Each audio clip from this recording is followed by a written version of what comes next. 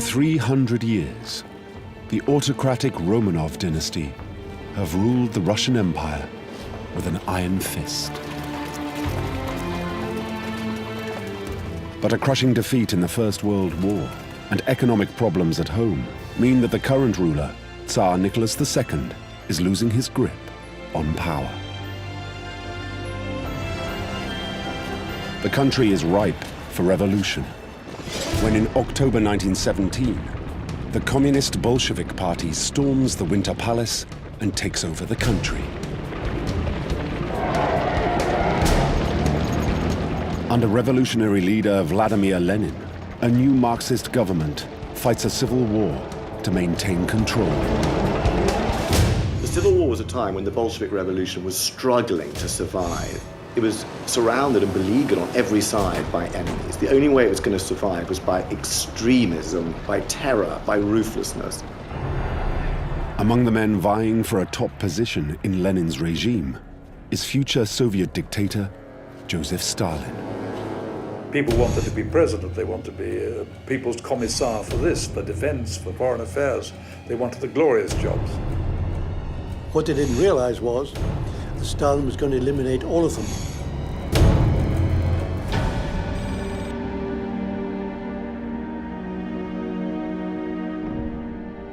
Born Joseph Jugashvili, the man who will become Stalin, isn't even a Russian. He's a Georgian, born into poverty in 1878 on the wild frontiers of the Russian Empire. He was, I believe, 5'4". He was short. And he didn't like to be short, but he was short. And he had a Napoleonic complex from day one. He always wanted to be number one, and he never conceded he was wrong. He was always right. He had this self-belief, this huge self-belief. Young Joseph gets the best education available at a Russian Orthodox seminary. His mother wants him to become a priest, but he has other ideas. While he was at the seminary, Stalin first of all became an atheist. Then he started to study the works of Marx. German social philosopher and author of the Communist Manifesto, Karl Marx is all the rage in radical European circles. His writings open Stalin's mind to the possibility of revolution against the Tsarist regime. He was a bright young man who needed a cause. Not that different from those guys who are joining up to ISIS today. His cause became that of communism. When he is 20 years old, Stalin leaves the seminary to become a political activist in the illegal Georgian Marxist movement. But trying to topple the Tsar is a deadly game. His secret police, the Okhrana, are on the lookout for subversives. The life of an underground conspiratorial Marxist was a very strange one. You changed your name constantly. You moved house constantly. You had very quick love affairs with people and then never saw them again. You could trust nobody. Full of idealism, Stalin adopts the codename Koba after a Georgian Robin Hood and begins to organize industrial workers to destabilize the Tsarist regime. He went to Batumi, which was an oil terminus on the Black Sea, and there were thousands of workers worked there, and Stalin immediately arranged a series of strikes. It is here, in Batumi, that he gets his first real taste for blood.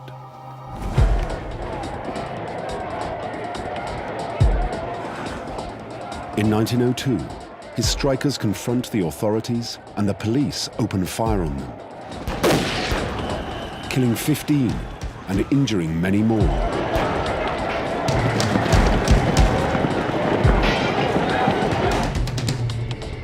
Stalin gets away unscathed, but he does tend to the wounded. The death toll does not worry him one bit. In fact, it teaches him a lesson he will never forget.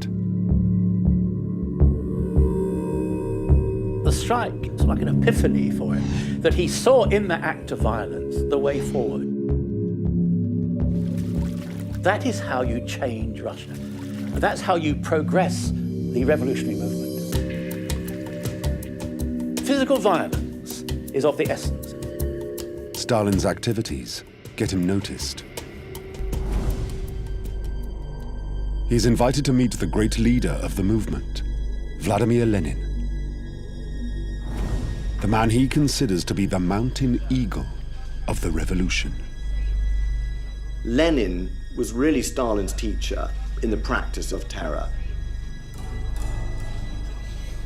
Lenin sees in Stalin a man of loyalty, a man committed to the cause, as Lenin defines it, and a man who's prepared to do the dirty work. Lenin gives Stalin a key mission to raise money for the revolution. He goes to the booming port town of Baku, full of newly rich oil barons and comfortably far from the center of Tsarist power. Here, he becomes a mobster and sets about fleecing the capitalists.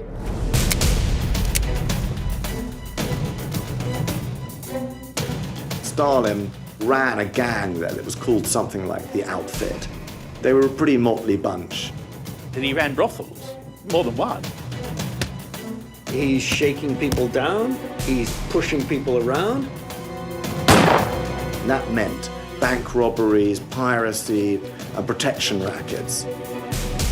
To Stalin, the law does not matter. Lives do not matter. You do what is necessary. This is the key Leninist principle. What is necessary at the moment, you do regardless of consequences.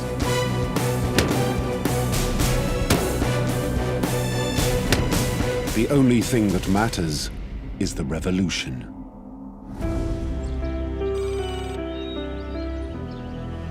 By now, Stalin is high up on the Tsarist secret police's most wanted list. But he is not yet the murderous psychopath he will become. He falls in love with Ekaterina Svanitsa, the sister of a fellow communist, and in secret, they marry. She was what the Georgians called a baba. She was the woman who was at home and just provided the creature comforts. Katerina bears Stalin a son, Yakov. But just months later, she contracts typhus and dies. When Stalin's first wife died, he was absolutely shattered.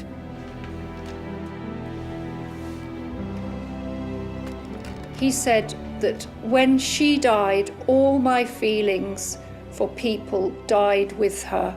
She melted my stony heart. Now the shutters start to come down. Stalin decides that no one will be allowed into his heart again. It's a trait which will serve him well on his rise to power.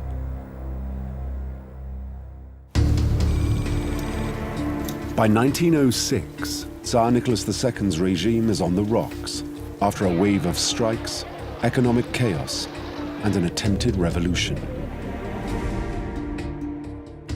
In a small concession to democracy, he sets up a parliament called the Duma. Lenin's so-called Bolshevik party wins seats there, though he continues his illegal struggle against the system. Stalin is still a wanted man, spending years in prison and exile. But his friend, Roman Malinovsky, becomes the leader of the Bolsheviks in the Duma. In 1912, Stalin escapes from exile and heads for the capital, looking for a safe base of operations. He immediately came to see his friend Malinovsky. Stalin likes Malinovsky and trusts him. A big mistake. Malinovsky was in fact a Tsarist secret agent. Malinovsky is the most highly paid double agent the Tsar's Okhrana secret police has ever had. He invites Stalin to a fundraising dinner, and Stalin agrees to go. Malinovsky must have been a very, very good actor, because the Okhrana would have set up the meeting and they would have told him what to say and how to proceed so that there would be no suspicions aroused in Stalin's mind. The dinner is a trap. He's betrayed by a party member. He's betrayed by a fellow Bolshevik. He's sentenced to exile. He takes with him this burning conviction that he'd given trust to someone who could not be trusted. The betrayal has a colossal impact on Stalin. He starts to believe that even those who are closest to him, even the most loyal and committed communists, may be traitors. The interesting thing about the Malinovsky story is it explains why later in Stalin's life he distrusted everybody, because virtually anybody, even the leader of the Bolshevik party in the Duma, could be a secret agent and a traitor. Consumed with bitterness, Stalin is sent into exile in Siberia, on the edges of the Arctic Circle. He is largely ignored by his communist colleagues, who this time do not bother to help him escape. In Stalin's mind, there must have been a lot of anger about the way he'd been treated, the way his comrades had betrayed him. They didn't give him his due, so they belittled him, if you like, and they put him down. So therefore, all this would be stewing in Stalin's mind. How can I take revenge on these people? I'm a much more important person than they think, and I'm going to show them that. For 4 years, Stalin is stuck in the frozen wasteland, his heart becoming as cold and hard as the wilderness around him. Food was in very short supply, and it said that every night the wolves gathered round looking for the bits of food that might be left. The prowling wolves will haunt Stalin to the end of his days. A common theme in his doodles was ravening wolves, and he put them around the page, the teeth bared, showing.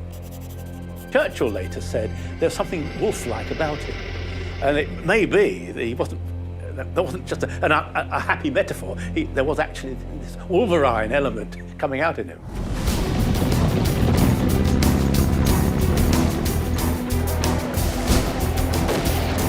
So when the Bolsheviks seize power in 1917, Stalin returns to the capital, ready to take his place in Lenin's new communist government, bringing with him a brutal mindset, born of years of struggle. Violence is not merely a means to an end, it is the end in itself. You only win by smashing the enemy. The budding tyrant abandons his birth name forever and becomes officially Joseph Stalin, meaning man of steel.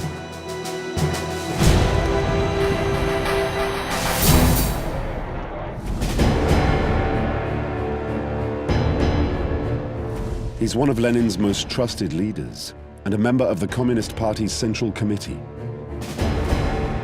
But he is neither the most senior nor the most popular. When Lenin hands out the top jobs, Stalin's rivals in the top tier of the party seem to get the best positions. He didn't have that particular grain of academic intellectualism that Lenin and Trotsky had. And I think it made him feel inferior.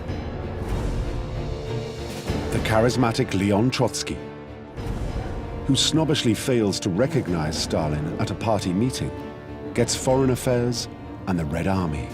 Trotsky made the great mistake of snubbing Stalin.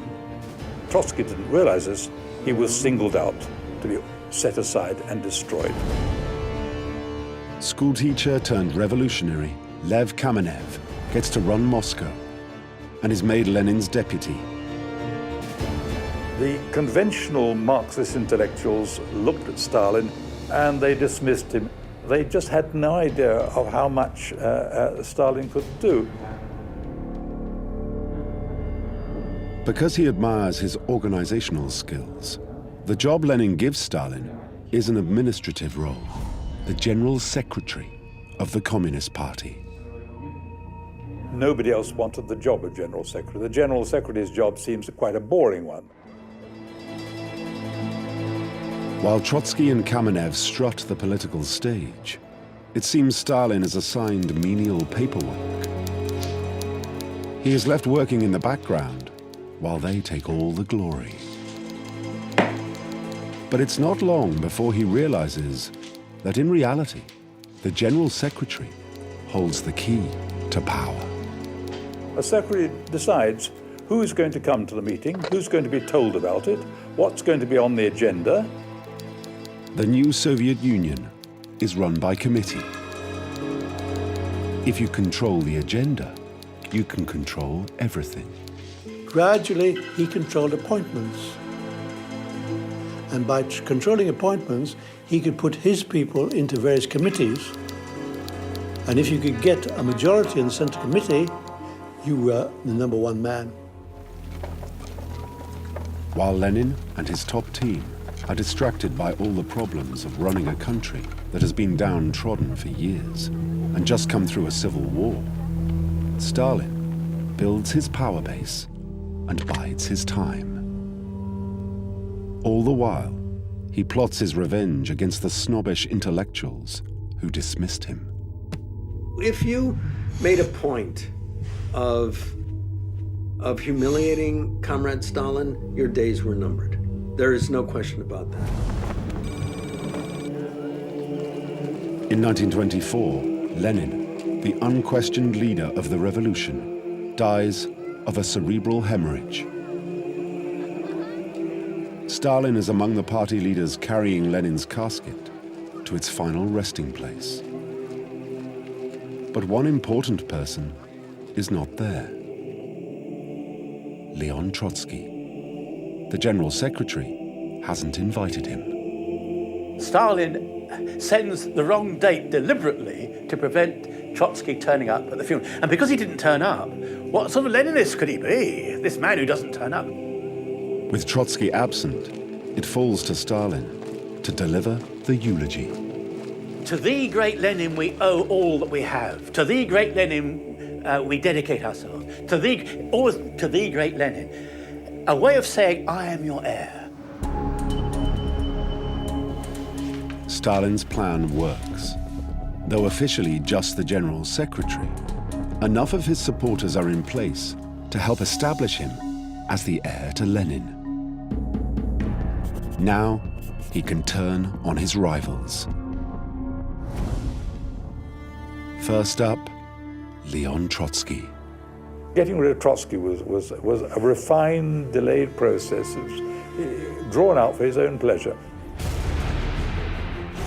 It was suggested to Trotsky that he had no place in the capital.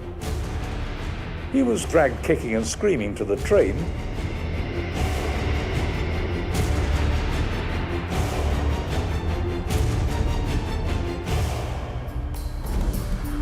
Trotsky is forced to flee overseas and ends up in Mexico. Eventually, Stalin sends an assassin to pick him off.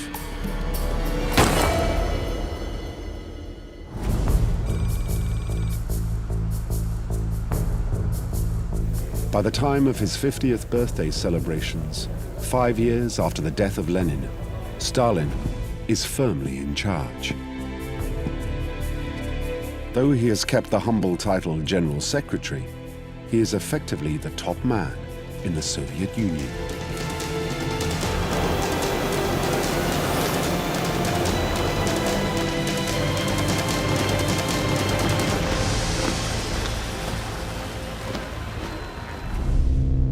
But despite a decade of communist rule, the country remains desperately backward. Stalin decides that what it needs is a dose of his ruthless Marxist medicine. The first area to fix is farming. Stalin was convinced that the Russian peasant was unproductive and could be replaced with tractors. And that led to the first, the really murderous acts of Stalin. In December 1929, he unleashes the poorest peasants against the land-owning farmers, called kulaks. All such class enemies are to be exterminated. The order that Stalin gave for the liquidation of the kulaks as a class is the first legal order of a state for the mass murder of its own citizens. They were no more than rats. They had to be wiped out. They were vermin.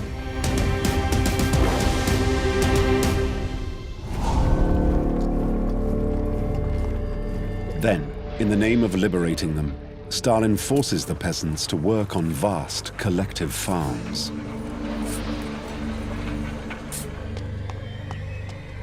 To speed Russia's rapid industrialization, he confiscates the grain, using it to feed factory workers in the cities and to sell abroad.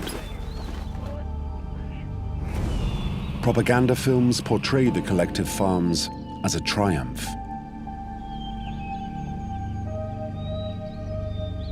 But the truth is exactly the opposite.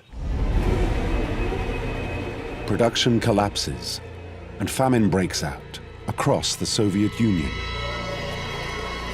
Stalin must have foreseen there would be a famine. He probably didn't foresee that it would kill probably 10 million people.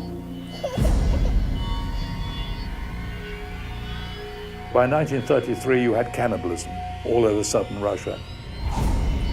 It was the most appalling man-made famine in history, and it was done deliberately.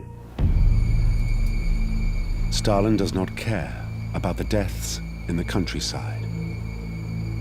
It's a price worth paying for his revolution.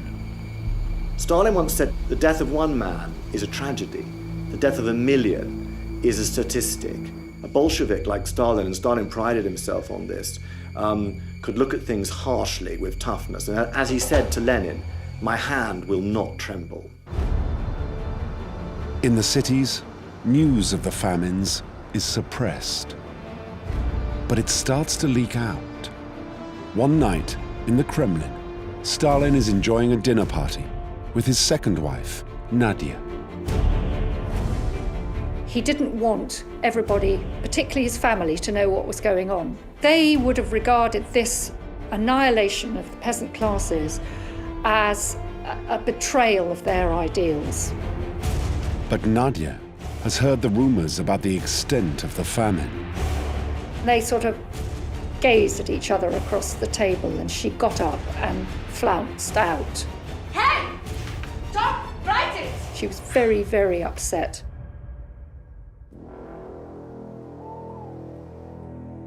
Later, in her room, she writes a note condemning Stalin. She didn't believe that anything that Stalin was doing in his policies were the right policies. She couldn't go along with collectivization and the annihilation of the peasant classes. This was certainly such a challenge thrown down Stalin that he was wrong.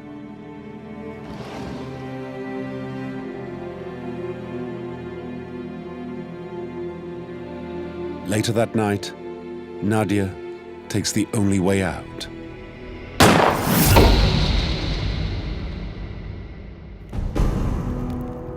To Stalin, her suicide is not a tragedy, it's a betrayal. Nobody was allowed to say that anything he said or did was wrong. And she had made this ultimate gesture with her life to say what you're doing is wrong.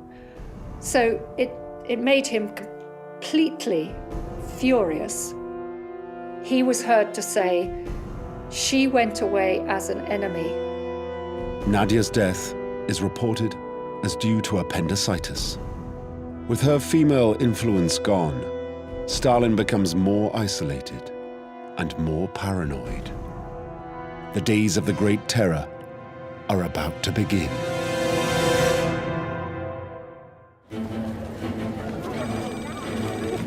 In January 1934, Joseph Stalin summons the supreme decision-making body of the Soviet Union, the Party Congress. It's the largest meeting of Soviet leaders in 4 years. One of those summoned is his loyal supporter, Sergei Kirov. Kirov thinks he is the closest thing Stalin has to a friend. The General Secretary himself gives Kirov the choice position of Leningrad party boss. But the paranoid leader believes Kirov has become too popular among the party delegates. Popular enough that he can one day become a rival or betray the revolution, like Malinovsky. Kirov was a threat. His very existence as a popular figure in the party, there might be a rallying round Kirov in opposition to Stalin. Stalin need have no fear by 1934, but he did fear. Friendship and loyalty do not matter to Stalin. Not if someone is a potential threat to his power. If Kirov is a threat, then remove him. That's the simple way it's done in revolutionary terms. On December the 1st, 1934, Sergei Kirov walks into his office in Leningrad.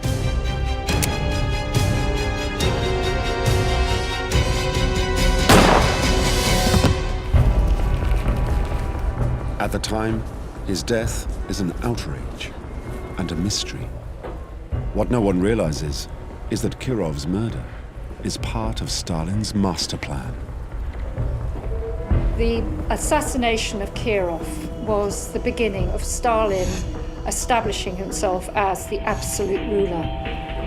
The party leader decides to seize the opportunity and get rid of all his old rivals at once.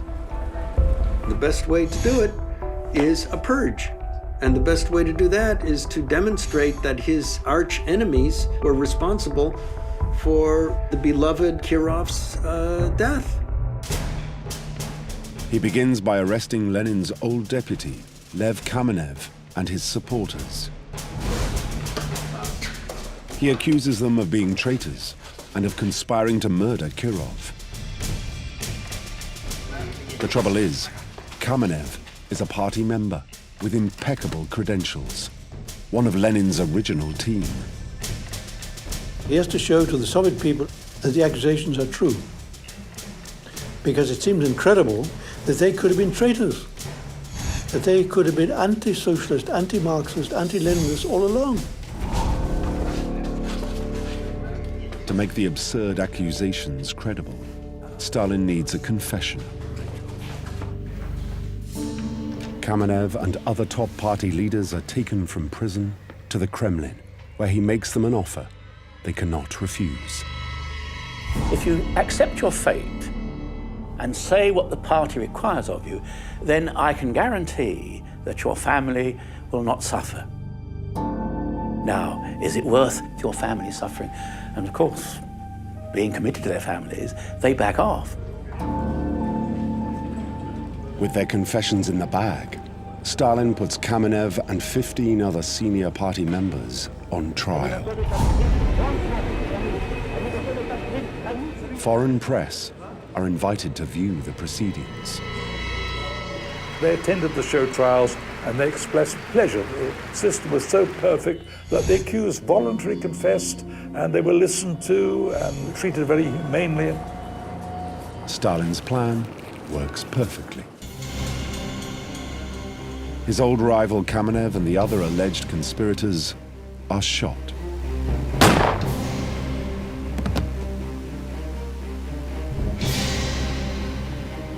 He stages 2 more show trials for the most senior party members. Others, lower down, are simply arrested and executed. He wipes out over 1,000 of the leading party members who gathered the Congress. And of the committee, the Politburo, made up of 45 members, within 2 years, only 11 of them are remaining. The Great Purge wipes out anyone who might challenge Stalin's power, including more than half of the army's top brass. He was the only tree left standing in the forest after Lenin's death.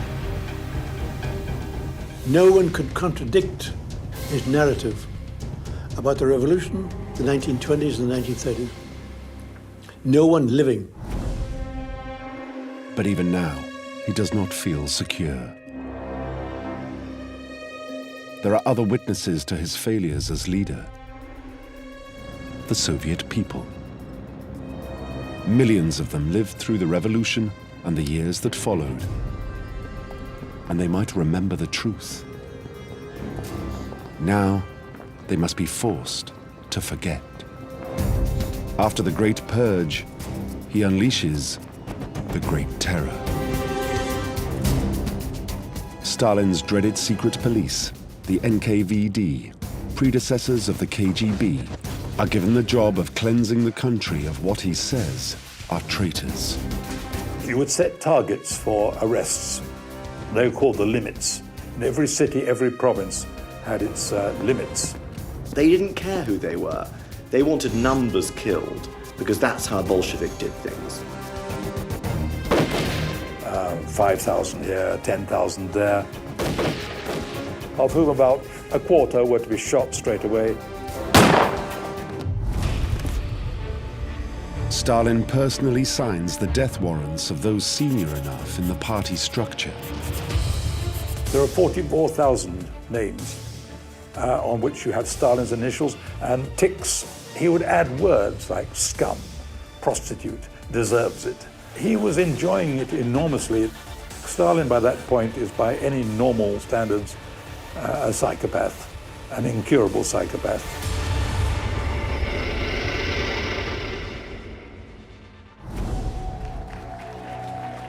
The Soviet tyrant doesn't stop with the adult population. He wants to break down any loyalty that is not to him.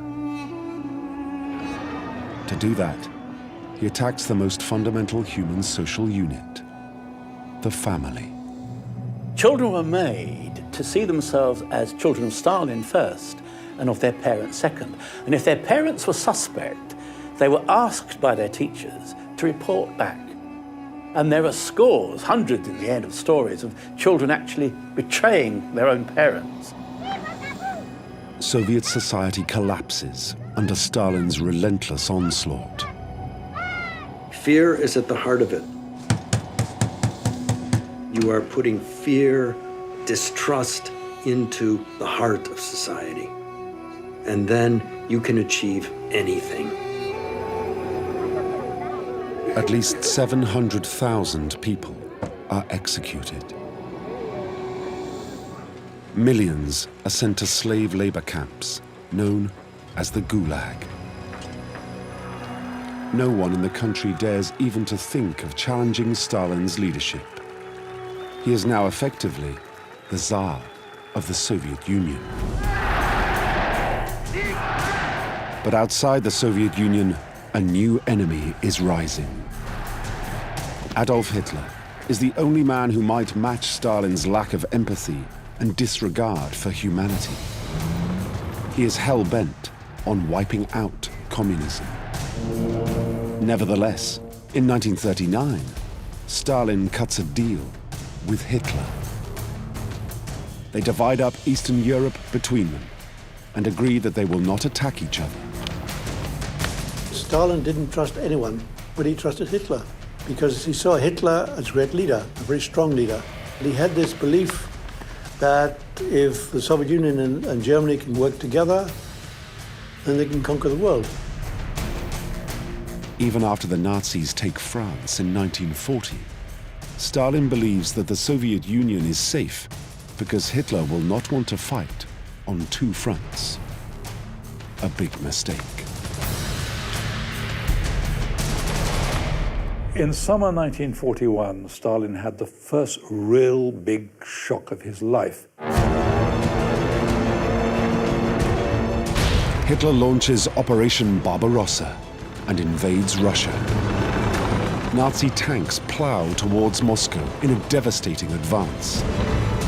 They capture more than 100,000 men in the first week. Suddenly, Stalin is facing the fight of his life.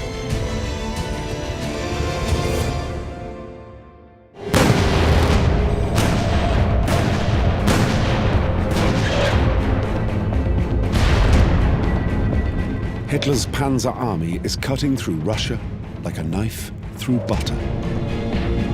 Supreme Leader Joseph Stalin is dumbfounded.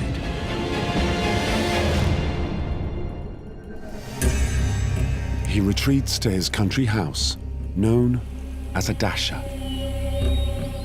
He sat in a chair looking at the wall, he said, in his dacha outside Moscow, and refused to comment when news came to him. It seemed to be an attack of depression.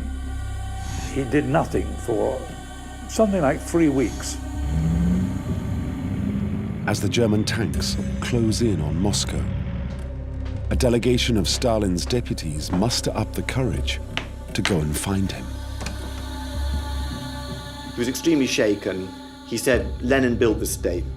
We're going to lose it. And he was close to panic. Had he stayed paralytic for another 2-3 days, refusing to allow proper response on the Soviet side, he may well have lost the war.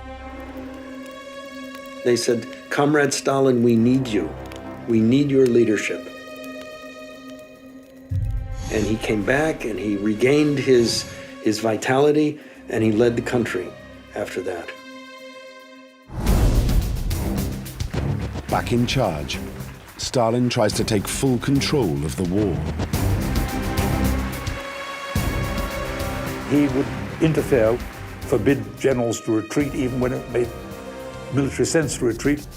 Stalin is an expert at killing helpless people.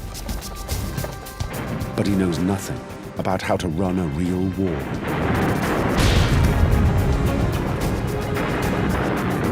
He lost army after army, division after division. Hundreds of thousands of Soviet soldiers are slaughtered as the Nazis conquer vast swathes of Russia.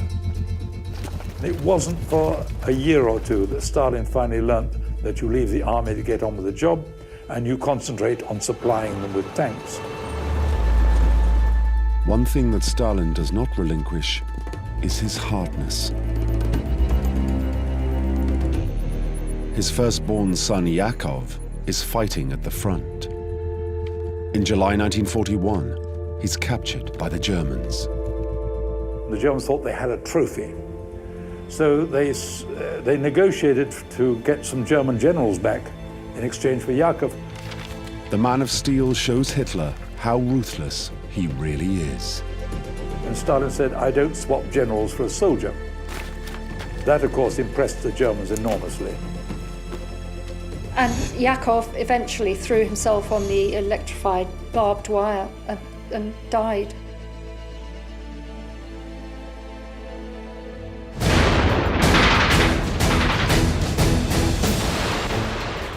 Yakov is one of more than 20 million Soviet citizens who give their lives in the fight against the Nazis.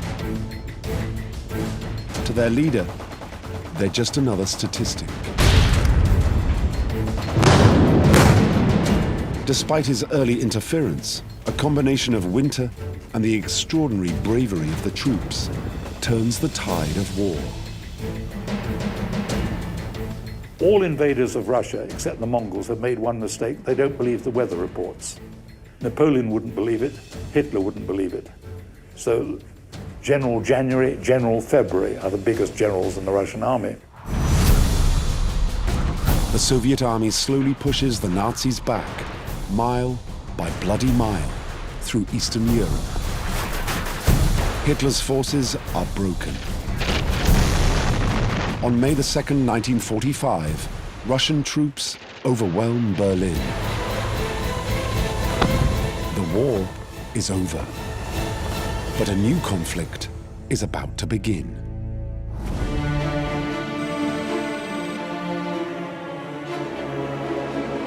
In the summer of 1945, Stalin meets US President Truman and British Prime Ministers Churchill and then Attlee to discuss the details of the peace. Western leaders are hoping for a golden era and an end to all war. But Stalin will later reveal his hand. No one will ever be able to invade the Soviet Union again, because he is going to keep every inch of the territory his army has taken. After 5 long years of war, the West doesn't have the stomach to oppose him. He would agree to democratic elections, of course, but as Stalin said, it's not important who votes, it's important who counts the votes. And that was something he was going to do himself. Stalin builds the Iron Curtain. 90 million people who thought they would be free are now yoked to Stalin's brutal ideology. The Cold War begins.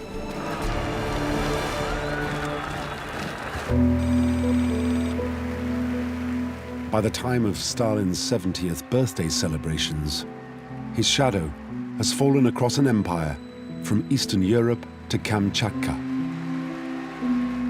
Along with 180 million people in the Soviet Union, a further 90 million in conquered Eastern Europe are now forced to live in servitude to Stalin. If anyone objects, the Great Terror is repeated across country after country. Stalin had total power.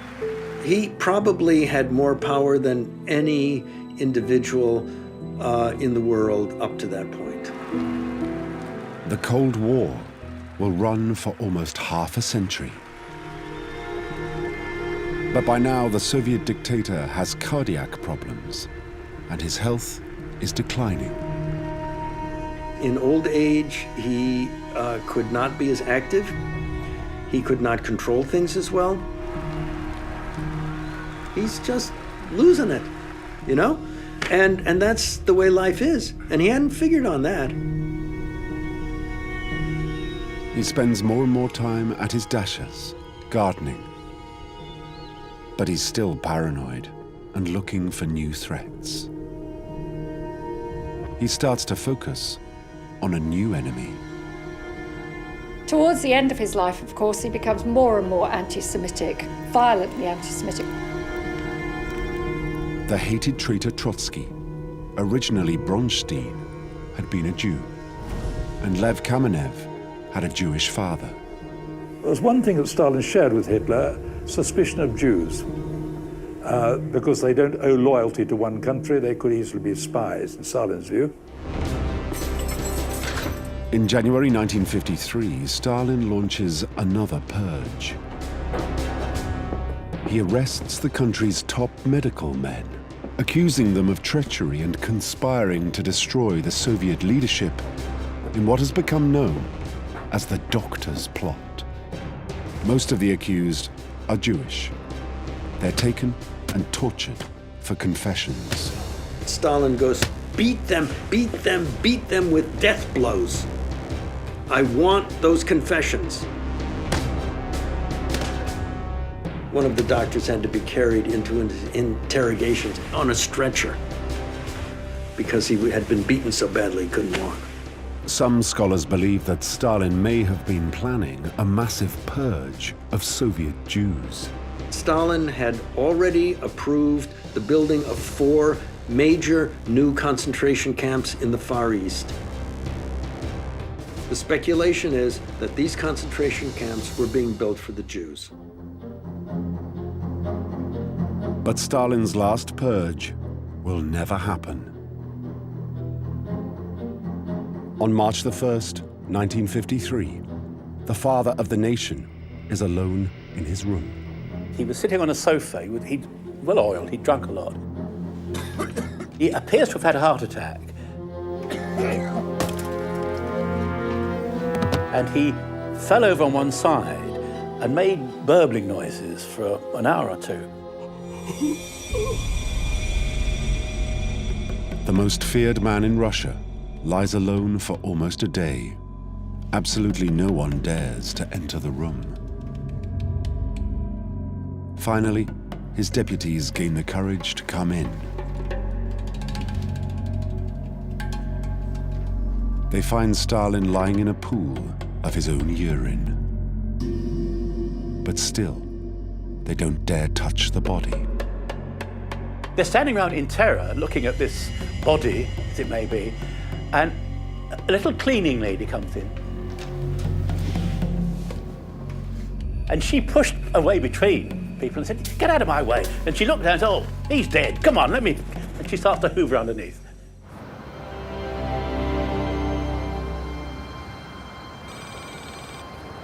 When the news is revealed, the Soviet Union is convulsed with grief. Many find it hard to believe that Joseph Stalin, the beloved father of the nation for 30 years, is dead. For 3 days, the tyrant's body is displayed in Moscow, while millions file past to pay their respects. The feeling at Stalin's funeral was that the strong man that held this country together has gone, and he's left us with a number of ghastly incompetents who will fight and rip the country apart. Despite 30 million deaths and decades of savage brutality, at the time, Stalin's propaganda has cemented him in the public imagination as the embodiment of all that is good in Soviet Russia. All the press, all the media is directed to elevate and exalt Stalin's name. And every textbook that's published, every play that's written, whatever the theme, has to have some reference to the greatness of Stalin. He's projected himself as a son. The state was Stalin. Stalin was the state. Stalin was the Soviet Union. Without him, the Soviet Union would fail. Stalin had, in some ways, transplanted the religion that he'd been brought up in. He transferred that to socialism. And he had become the god of that so-called paradise, which he had built up over nearly 30 years. The name Stalin becomes in itself almost a prayer, and people chant it. What no one is told is that even in death, Stalin is a powerful, destructive force. 500 people are crushed to death by the crowds of hysterical mourners. Stalin's brutality does make him one of the most terrifying people in history. I think he was an evil man. I think for him, human liberty and human life was worth very little. Stalin got away with it in the sense that the system that he created basically went on for another 50 years. Even now, you'll still hear people in Russia who can remember his time, who say that for all his failings, he made the Soviet Union an achievement which he could have got by no other means. There are many elements of Stalinist thinking that are still alive in this world. And if we don't understand how precious our liberal democracy is, yes, there will be another Joseph Stalin.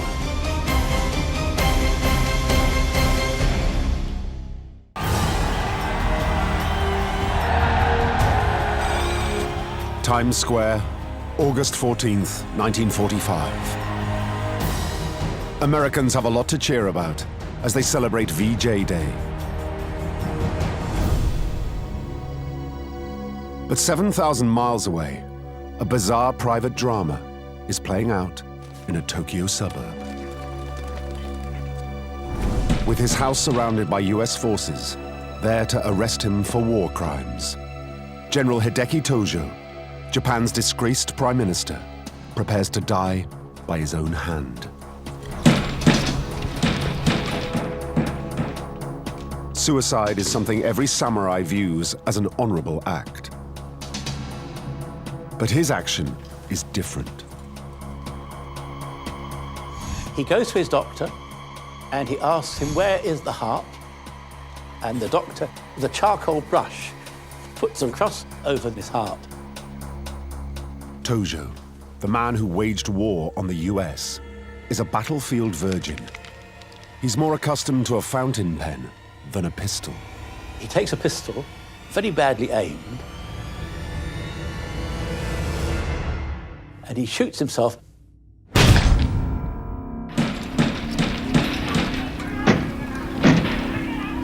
They break in when they hear the shot, and he's lying there bleeding profusely.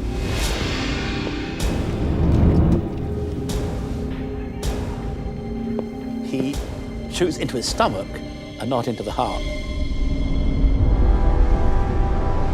It's the start of a pathetic final chapter for Japan's most evil warlord.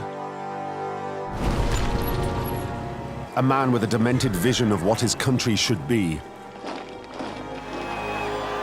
who, in trying to make it a reality, takes millions to their deaths.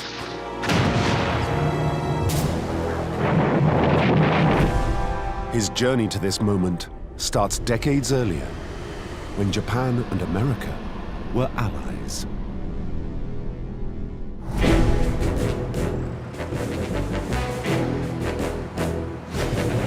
It's 1904.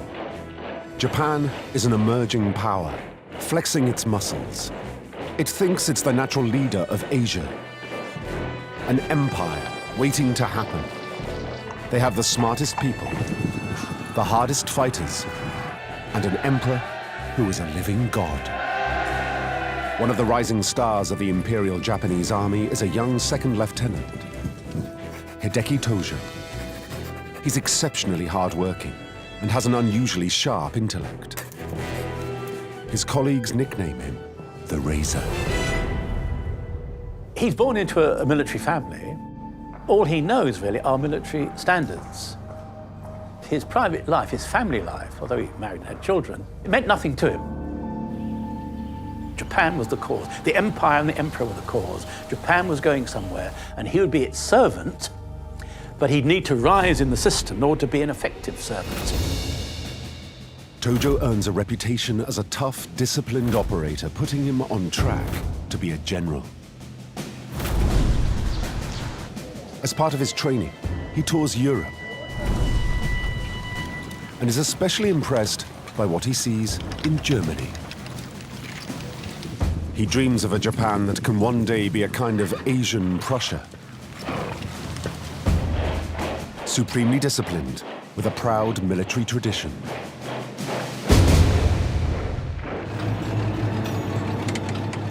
But instead, when Tojo returns to Japan, he watches his beloved homeland descend into chaos.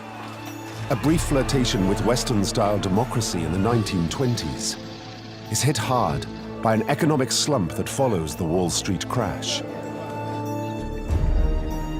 The nation's political elite can't cope with the onset of the Great Depression in 1930.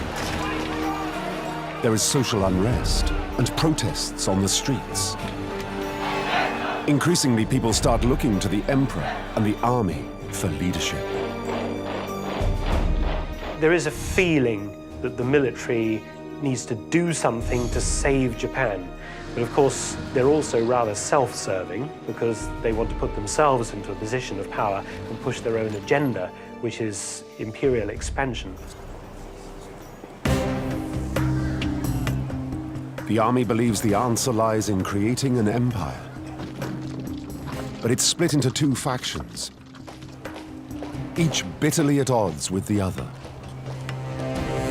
You have the Kodoha are known as the Imperial Way faction in English. Now, these guys, they're most interested in trying to knock off the Soviet Union, incredibly. Japan and the Soviet Union have been great rivals for centuries over the control of Northeast Asia. And the Kodoha want to settle old scores. The other side, the Tojo, known as the Control Group, are primarily interested in a war in China. They know that invading China will provide essential natural resources Japan desperately needs to build an empire. The Tojo also favor more modern, technocratic, European-style military methods and tactics.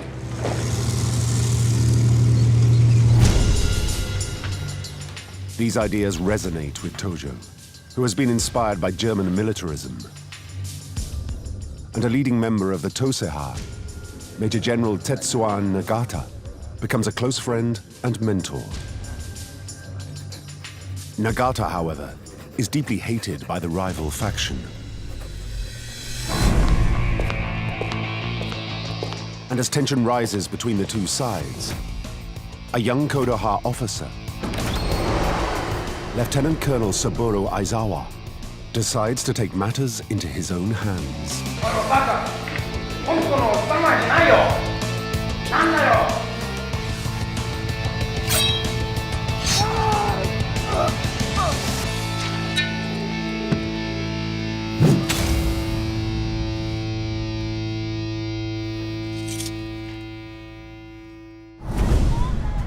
The whole of Japanese society is horrified, and most of all, the emperor. To have officers in the imperial army, the country's most revered institution, murdering each other is unthinkable. The authorities need someone ruthlessly efficient to restore order and discipline. The obvious choice is Razor Tojo. Tojo really comes out the woodwork. He's very much siding with the control party. He then basically eradicates the opposing faction. Tojo starts his inexorable rise to power. His task is to identify those behind the assassination and to bring the conspirators to justice. His methods involve intimidation and torture.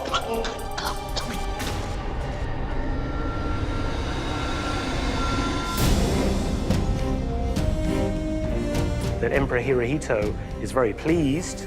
Tojo is promoted to Major General. He's well on his way now to become a very, very serious power player. And he's got the eyes and ears of the Emperor upon him, which is very, very important.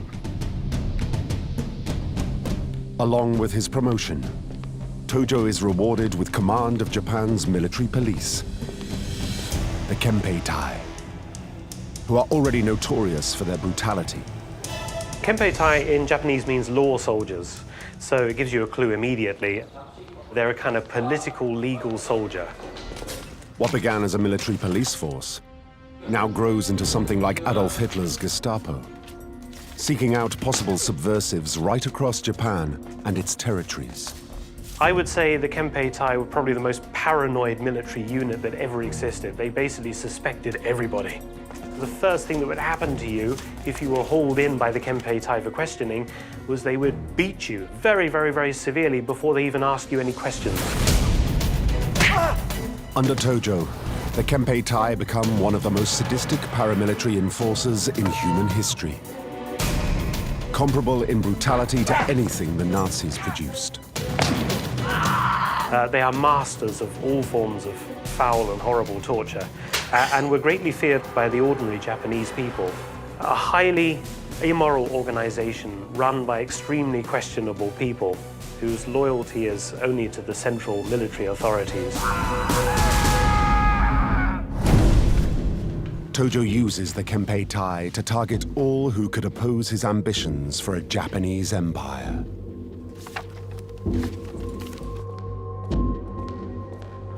They go after communists. They also take on the Social Democrats and the Christians, any other group that basically is opposed to these very strict emperor-worshipping, empire-building megalomaniacs who are currently in charge of the government there. So you say the wrong thing, you can be hauled off by them for anti-war statements and pacifist statements. Tojo's thought police now bend every soul in the country to their master's will. And pretty soon, civilians are policing each other with every scrap of information being fed back to Tojo. Japan is a surveillance society. People report on each other. Dossiers are held. Tojo, one of his skills as an admin figure, is to draw up a dossier on all those who are suspect in the system, either in the army or politically. And of course, if you have information, you have power. So Tojo uses that to advance his own career.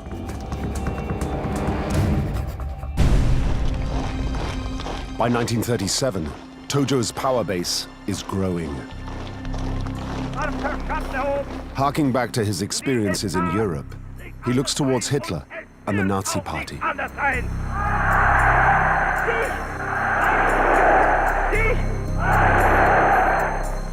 Tojo is drawn by one key Nazi idea. The territorial expansion is justified by racial superiority. There's a very similar kind of idea like the German Lebensraum, living space, that somehow the Japanese have a right to expand into China and to use the Chinese as cheap labor, slave labor, and also steal all the mineral resources that are there. They see the Chinese as being subhumans, the same way as the Nazis view the Slavic peoples as Untermenschen. This belief gives the Imperial Japanese Army the right to invade China.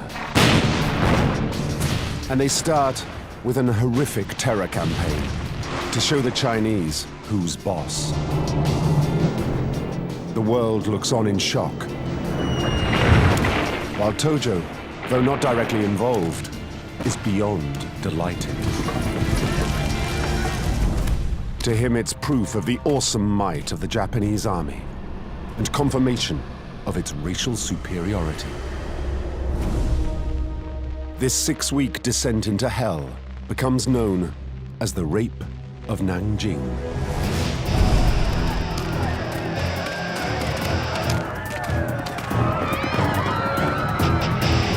Within a 3-week period, 300,000 Chinese are butchered. Not merely killed, but killed in the most brutal way.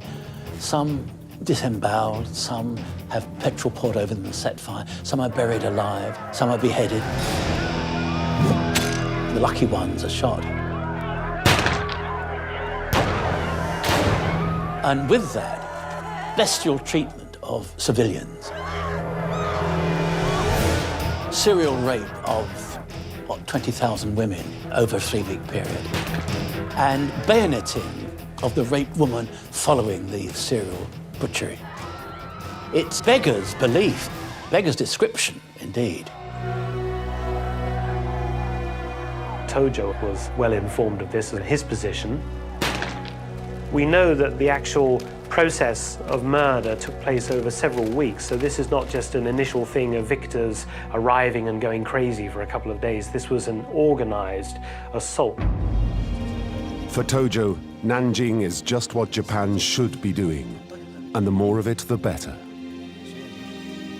As part of his scheme to impress the emperor, he starts banging the table for Japan to bring not just China, but the whole of Asia under its boot. His plan works. The emperor is impressed and promotes him to Minister for War. Now he's the army's man in the cabinet and the most politically influential soldier in the country. As soon as he's in the cabinet as Minister of War, he then has a platform. Now, he was a man who was very articulate, very loudly spoken, gave strong opinions. At meetings of the cabinet, Tojo did all the talking. With his newfound powers, Tojo means to consolidate Japan's control over the Chinese by crushing any form of resistance.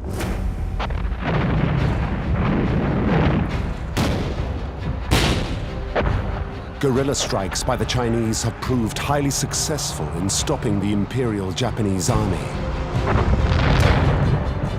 The local general proposes a radical policy to deal with the problem, and Tojo signs it off. The Chinese Communist Party are fighting a guerrilla warfare in which they rely on the support of the local population to provide them labor, to provide them with food, to provide them with refuge. The reaction of the Japanese authorities is to try to defeat guerrilla warfare by attacking those who support the guerrillas. You terrorize the peasantry. Tojo calls the new policy the 3 alls. It means burn all, loot all, kill all. The 3 alls policy involves the burning of the property of those who are suspected of supporting the Chinese forces, the seizing of their food, and the killing of them and their families. So it's a policy of terror, and there are large numbers of people who died. The 3 alls policy supposedly killed up to 3 million people, but if you look at the total number of deaths caused by Japan and China in the Second World War, the figure could easily be between 20 and 30 million. One really has no exact way of knowing. For Tojo, China is just the beginning. He has promised Japan a mighty empire, and he means to deliver. He argues that Japan's lack of natural resources will soon bring the country's economy to a grinding halt. To succeed, Japan must adopt large-scale imperial expansion, like the Nazis in Europe.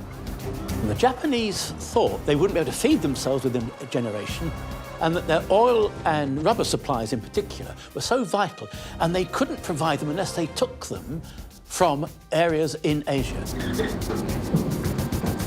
If they weren't provided willingly by the local population, they'd have to be taken. Tojo identifies the European colonial territories of Southeast Asia as the best suppliers of oil and rubber. Thanks to Hitler's dazzling successes in Europe, those territories are now extremely vulnerable. France has been defeated. The British look as if they're going to be defeated. And the Dutch are also on the way out and reliant on the British. Those are the countries that control Southeast Asia. Southeast Asia contains all the raw materials that are needed. So, in essence, all they need to do is to reach out their hand and grab it. There's only one big obstacle left in Tojo's way. The United States of America. He's convinced it will never accept a Japanese empire. From the early 30s, Japan expects to have to go to war with the United States. And by 1939, Tojo is convinced that war is unavoidable. Not everyone agrees. Opposing Tojo's lust for war is the civilian prime minister, Fumimaro Konoe, who is a peacemaker and a diplomat. But when Konoe is unable to overcome Tojo's popularity in cabinet and with the emperor, and with war looking inevitable, he chooses to resign. Tojo, the emperor's favorite minister, takes his place. He is now not just the most powerful soldier in the country, but also its most powerful politician. At last, he can make his vision a reality.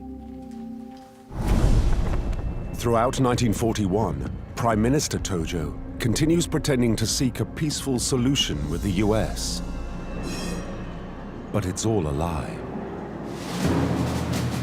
Secretly, in meticulous detail, he is rehearsing a sneak attack that he believes will cripple the US in the Pacific.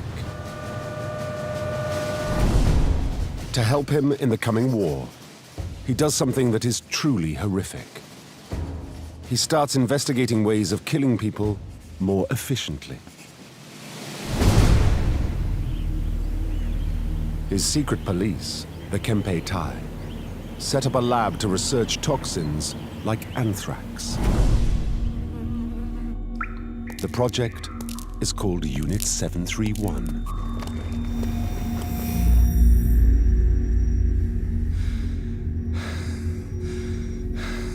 Unit 731 is a Japanese chemical and biological weapons institution. Its primary goal is human experimentation, so it uses a lot of Chinese people, some Allied prisoners of war later on, and Russians as well. Unit 731 causes the excruciating deaths of some 12,000 innocent people in experiments that defy comprehension. They held on site thousands of people, men, women, and children. People were vivisected alive without anesthetic, because the anesthetic would interfere with the final results. Tojo's scientists carry out experiments of unimaginable cruelty,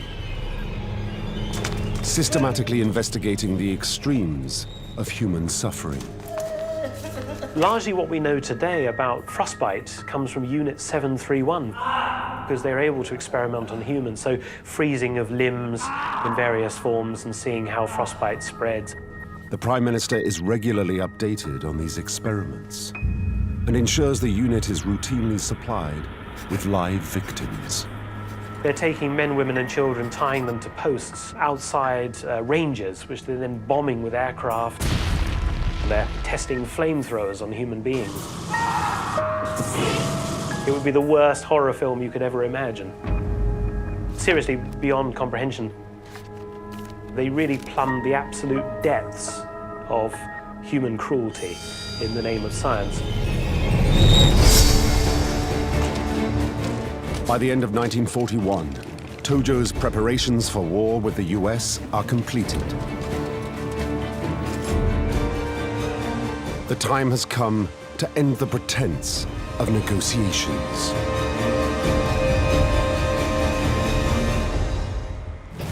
When the decision for war has been made, there is a sense of pride, of self-belief, this emphasis on morale, a belief that Japan is semi-divine. It cannot be defeated in conflict. So in a sense, they've become the victims of their own propaganda. Tojo starts his assault on America as he means to continue. He attacks the naval base Pearl Harbor without warning. His first act of war is a crime.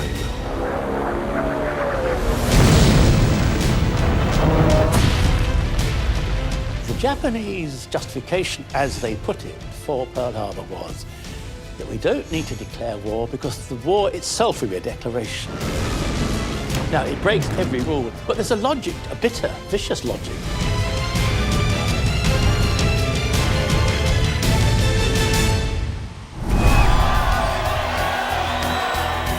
In Tokyo, excitement and jubilation is at fever pitch.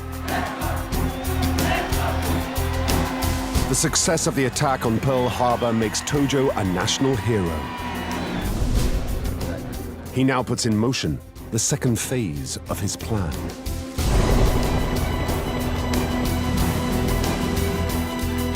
The Japanese army sweeps down the British-controlled peninsula of Malaya.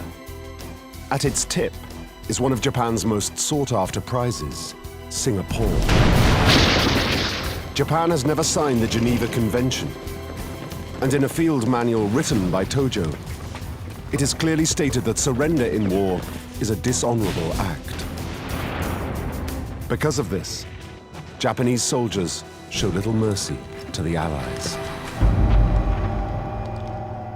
Just one example is the Alexandra Hospital, when British casualties and medical staff try to surrender.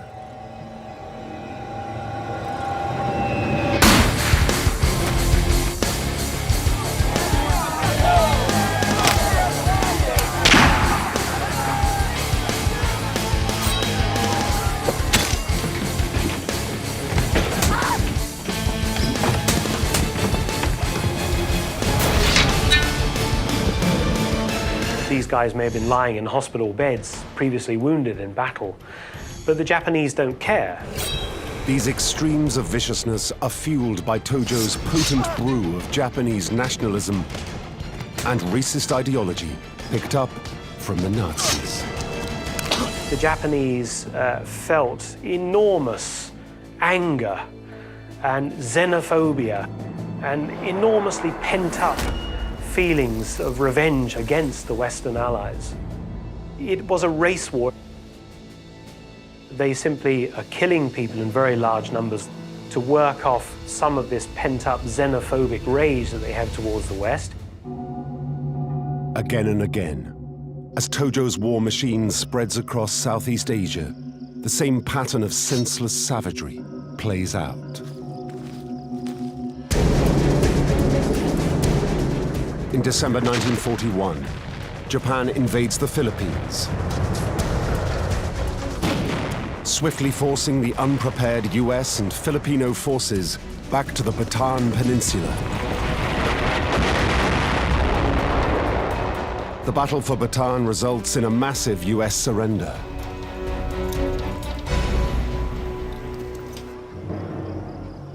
Those captured by the Japanese are forced to march to POW camps.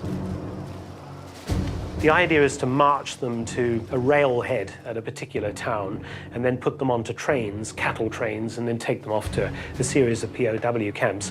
But the Japanese turn it into a death march. The Japanese military regard their new captives with contempt, and the abuse of prisoners becomes standard. No soldier is honourable if he surrenders. It's tied in with this samurai notion of honour. And an honourable soldier will die rather than surrender. So when prisoners were taken, the brutalising of prisoners was done deliberately. It wasn't just an offshoot, it was done deliberately.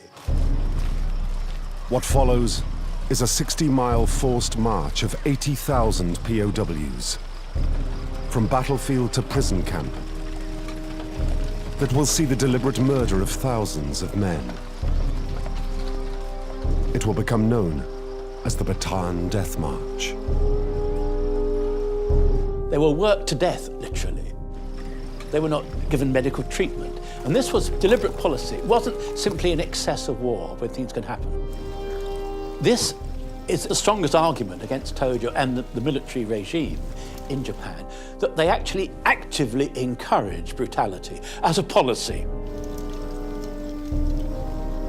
The treatment of the US and Filipino troops by the Japanese after the Battle of Bataan goes down in history as one of Tojo's most horrific acts.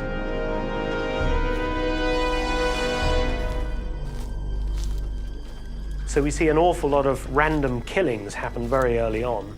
For example, anybody who was quite tall was generally singled out and abused or killed, because the taller you are, the more Anglo-Saxon you are in the eyes of the Japanese. They deliberately deny the men water. The only water they're allowed to touch comes from filthy buffalo wallows, which is ridden with diseases. Every time they step out of line, they're either beaten or shot or bayoneted. Okay.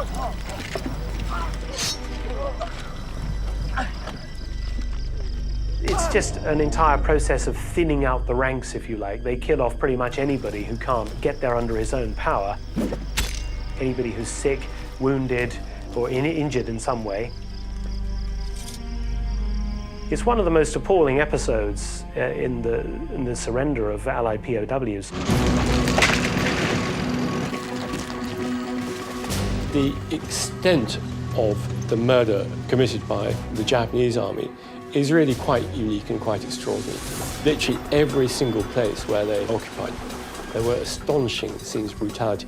And not just against soldiers, you could possibly understand that, but nuns, priests, local natives who'd really done nothing at all. They would behead them, rape them, and torture them in very extraordinary ways.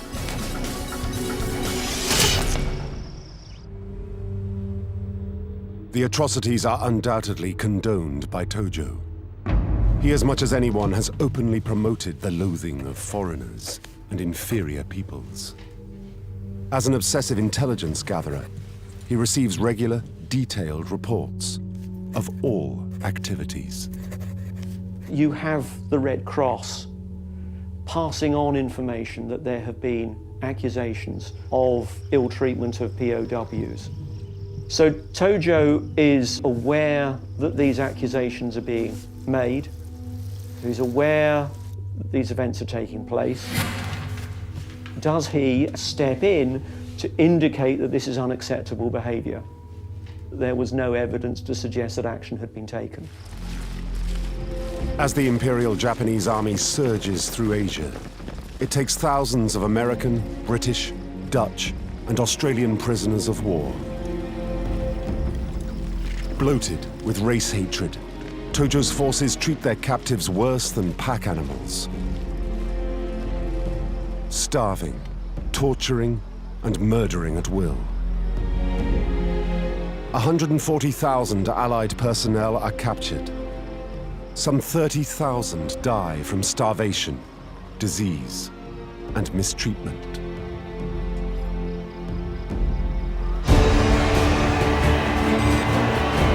Now, at the height of his popularity, Tojo is expecting a US surrender any day. So he makes a move to seize even more political power Already Prime Minister and Minister for the Army, he takes every significant government post for himself. He becomes the Home Secretary, becomes Defence Minister, War Minister, Minister of Munitions.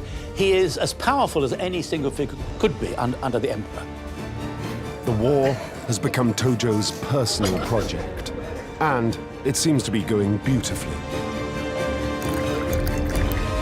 But that delusion is about to be shattered.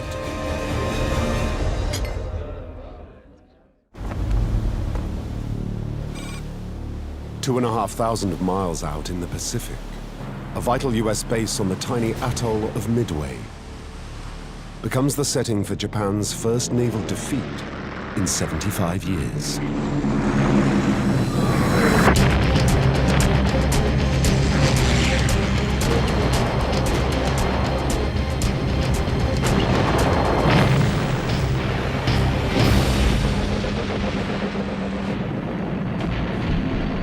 The Battle of Midway strips Japan of its naval dominance in the Pacific.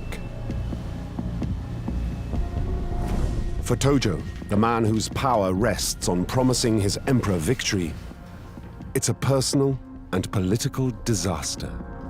His career, his future, his belief is tied to success in war. There's no room for maneuver. He can't explain away defeat. And that's Tojo's great dilemma. Tojo is entering uncharted waters. And so he turns to that guiding principle of the Japanese army, the samurai spirit, which confronts defeat with suicide. In the name of the emperor, he tells Japan's civilian population they must fight to the death. Everyone must get ready to die, even children.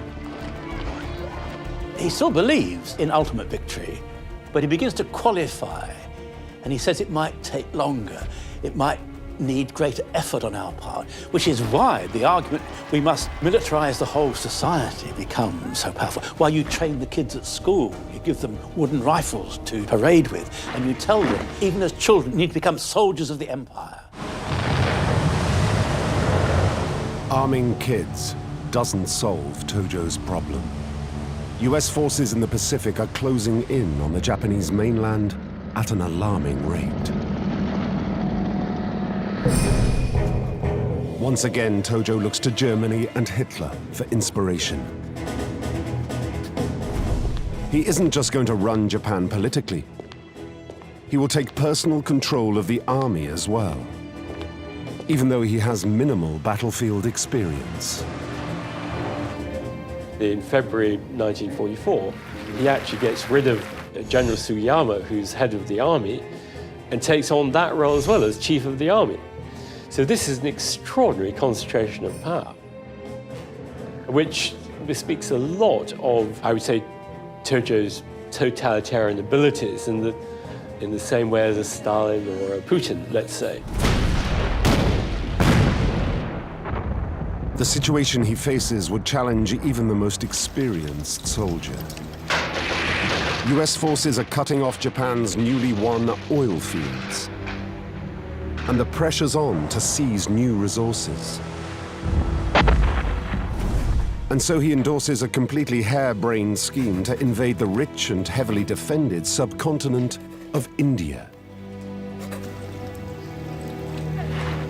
His plan is to knock the British out of the war.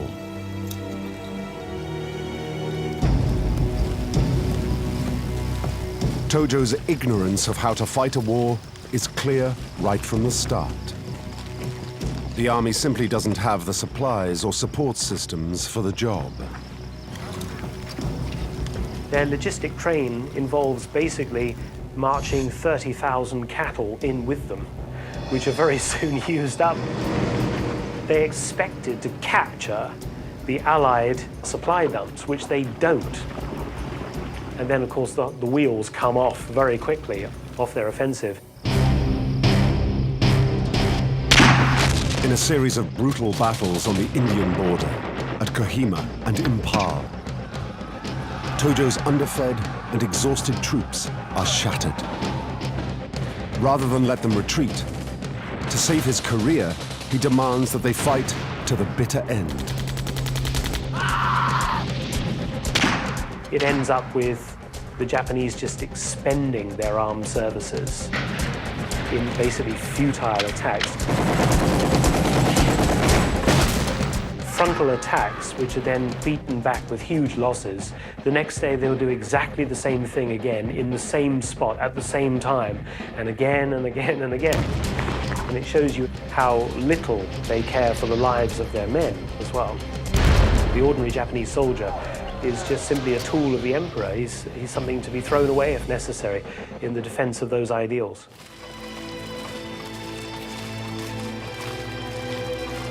Finally, Tojo's defeated army pulls back. Broken by their commander-in-chief's demented vision and colossal incompetence. Cut off and with no supplies, they lose more than a third of their men. The Japanese sicken very rapidly because they don't have the medical facilities we have, so they're all dying of dysentery and malaria and everything else. After the Battle of Impal, it's estimated that 36,000 Japanese soldiers died of starvation and disease on the retreat. That's out of an army of 90,000 soldiers. It's a pattern playing out across the Japanese campaign in Southeast Asia. Tojo's cruelty to his enemies is matched by total indifference to the suffering of his own men. If you look at the campaigns in the South Pacific, for every Japanese soldier killed by a bullet or by a mortar or by a bomb, 10 of them died of disease and starvation. At least 10 to 1. Their armies starved to death. Back in Tokyo, it's becoming clear that the war cannot be won. Tojo is under mounting political pressures and desperately tries to keep dissent under control. There are even growing rumors of assassination plots. Simply, things are getting beyond his control. There's increasing carping about him from every element of the government. He's a defeated political leader. He's a defeated warlord. Certainly by 1944, time is running out. But instead of seeking peace, Tojo decides to up the ante. As his Indian adventure crumbles, he turns his attention to the Pacific Front. And if it means sacrificing civilians as well as soldiers, so be it.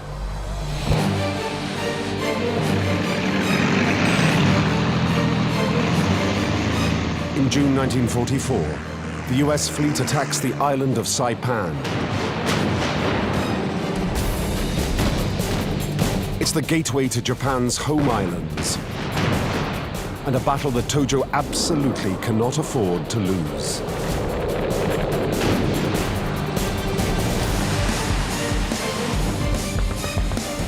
But Saipan does fall, and the Japanese general defending it follows Tojo's orders to fight to the death, along with most of his men.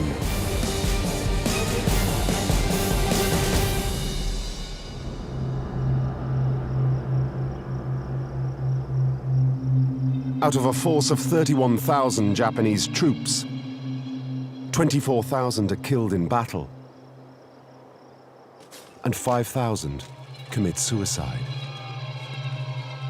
Only a handful are taken prisoner. In Tokyo, the loss of Saipan is kept a secret from the Japanese people, but for the high command, it triggers panic. Nobody expected Saipan to fall so quickly. This was a huge loss of face. The emperor even offers to abdicate. And all talk is now of negotiating a settlement with the US. But Tojo is having none of it. Far worse is in store on Saipan.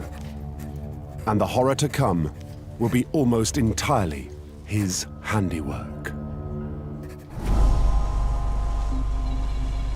American forces on Saipan are astonished. as wave after wave of Japanese civilians commit suicide, many by jumping off cliffs.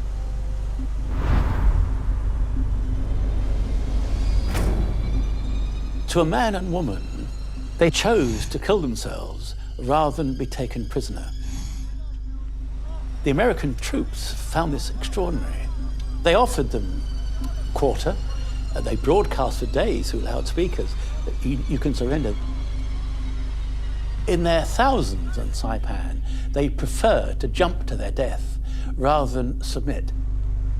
To the American troops, the mass suicide of Japanese civilians is incomprehensible.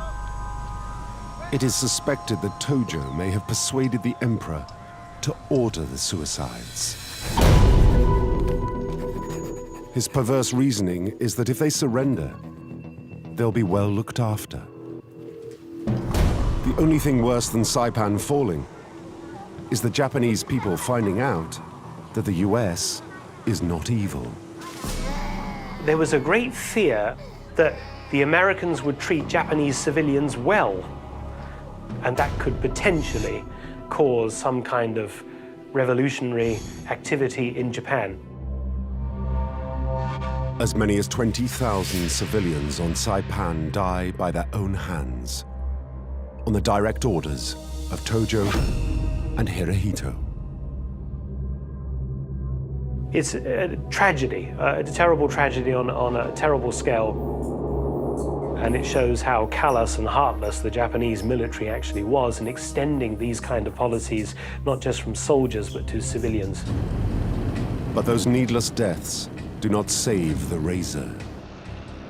The emperor finally loses patience. Prime Minister Tojo's last task in office is to broadcast the news of the fall of Saipan to a shocked and frightened nation. His popularity was so high when the war was going well, and it's almost a complete inverse. When the war goes badly, and Saipan is the key one, it swings totally against him. On July the 18th, 1944, Tojo resigns as Prime Minister. But even though his career may be finished, he's built a war machine that can't be switched off. And the civilian suicides on Saipan are just the beginning. Now, although he's no longer leading Japan after July 44, his legacy, the military legacy, which he was the great spokesman for, is that you will die in the cause of the emperor and the empire. What he's left after 4 years of leadership is this notion that's become part of the culture of Japan, that the samurai end is the only way. Tojo's legacy will be pointless banzai charges, kamikaze pilots,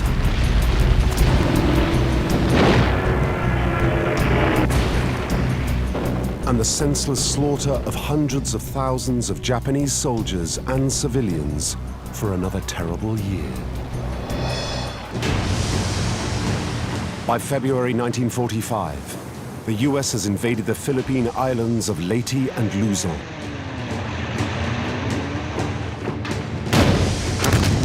Forcing the Japanese out of the capital, Manila, in one of the bloodiest urban battles of the war. Now, America sets its sights on Japan's home islands.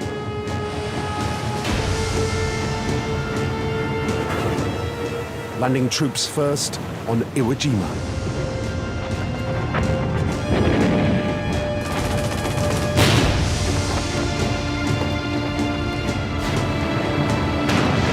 And then Okinawa. The fighting is brutal, as the Japanese forces outgunned and outnumbered. Cling desperately to the mentality that Tojo had so fervently enforced. No surrender.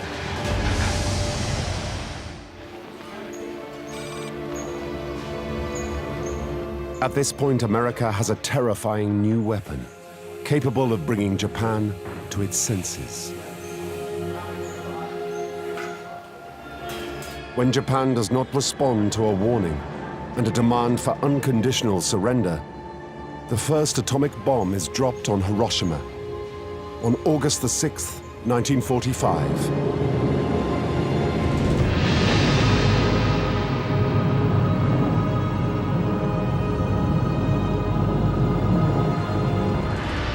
Killing over 66,000 people.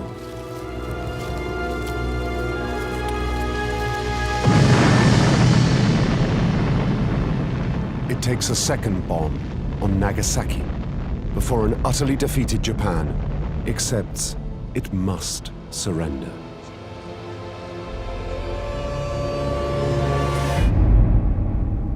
In the end, both atomic bombs claim well over 100,000 lives.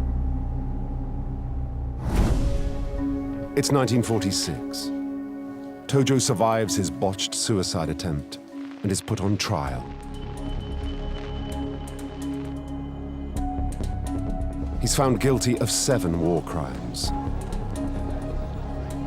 At the trial, Tojo does not apologize for the war, says that the war was an honorable war.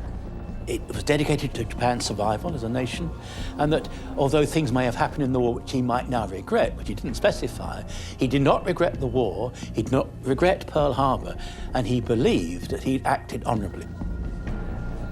To the end, Tojo will not admit his guilt. He is hanged on December the 23rd, 1948. He dies despised by the nation he abused and by the emperor he claimed to serve. Today, he is almost entirely forgotten, an irrelevance to Japan.